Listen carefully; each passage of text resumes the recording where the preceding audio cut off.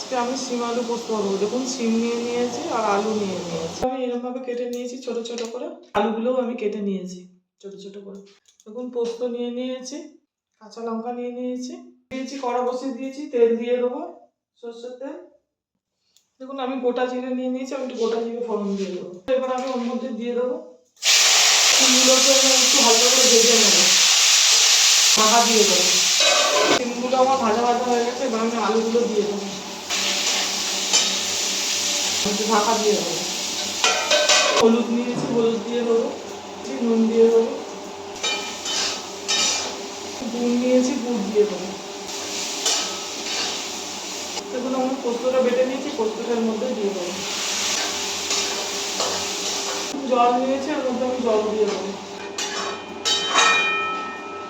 ঢাকা দিয়ে দেবো। এটা আমার বানানো হয়ে গেছে সিম আলু পোস্ত। তরকারিটা আমি নামিয়ে নেবো। তরকারিটা আমার বানানো হয়ে গেছে। এইভাবে বাড়িতে বানিয়ে করে খাবেন, ভালো লাগবে। আর আমার চ্যানেলটা লাইক, সাবস্ক্রাইব আর শেয়ার করে দেবেন।